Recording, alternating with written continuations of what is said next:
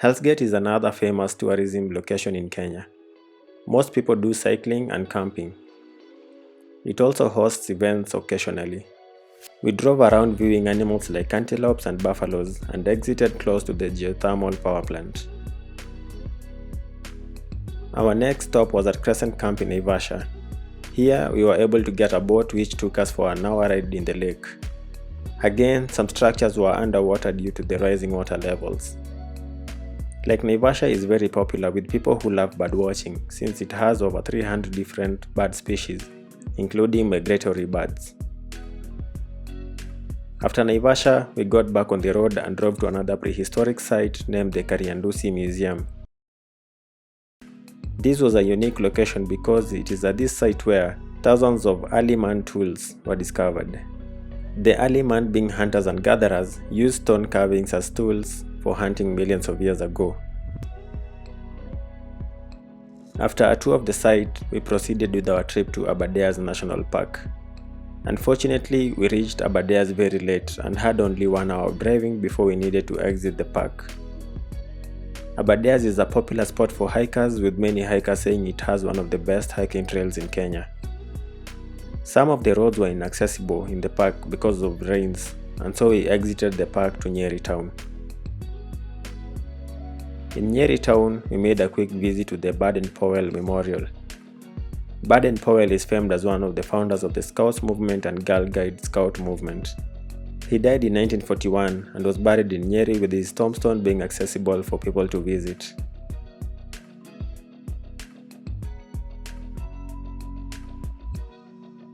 You simply don't cross an equator sign without taking a picture.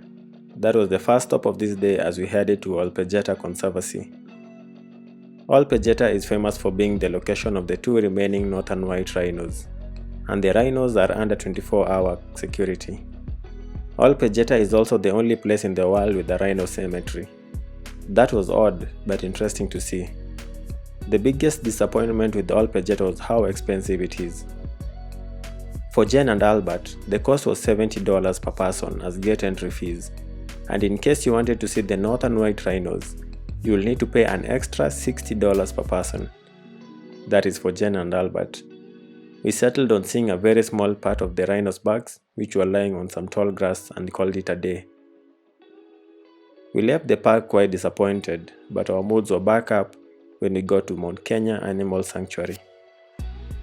The sanctuary hosts the bongo antelope, which is native to Aberdare National Park here in Kenya. Unfortunately, it is very hard to spot, with it being spotted only a few times in several months, and mostly done with motion capture cameras. For Albert, his dream of seeing a caracal was fulfilled, although it was not in the best condition since it was in a cage. I assumed that was good enough for him to see it for the first time in more than 20 years of traveling. I also got an exciting animal to see. That was a llama. These animals are native to cold regions, and the sanctuary was able to get them as a donation several years ago.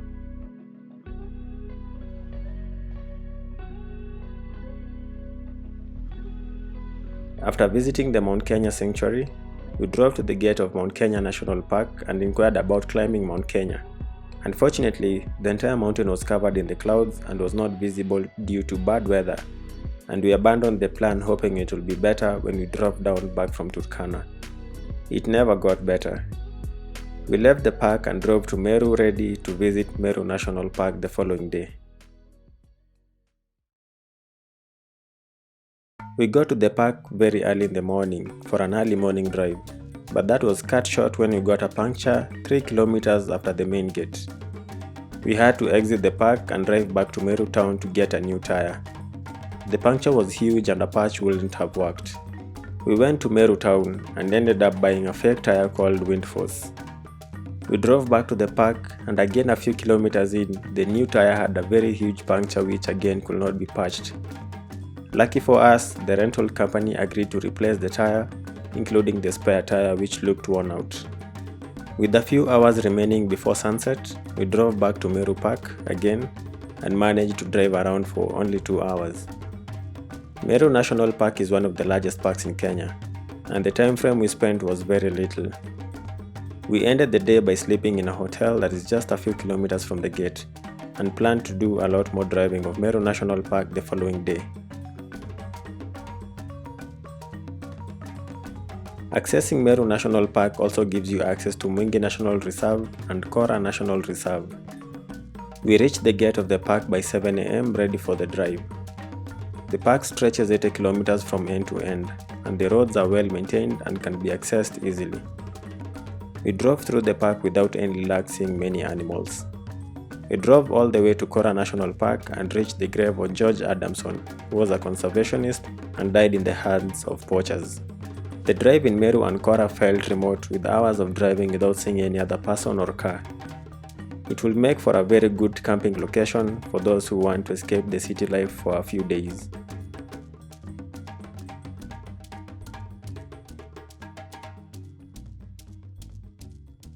We left the park late afternoon and drove all the way to Isiolo. Throughout the trip, the plan was to always get as close as possible to the next destination.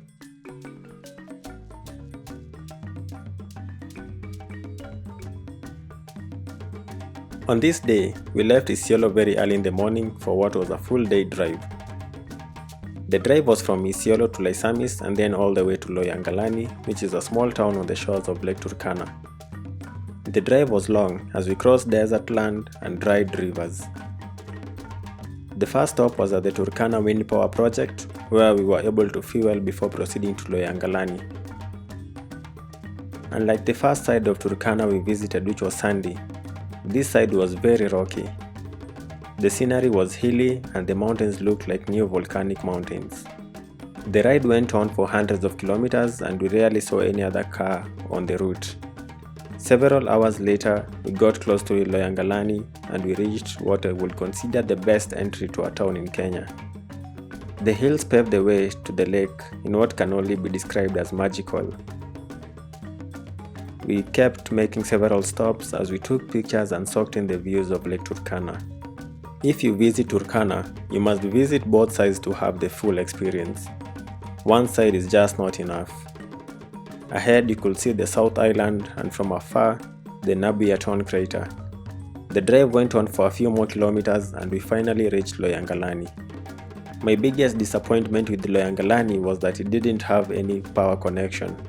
This was despite the wind power project being only less than 70 kilometers from them.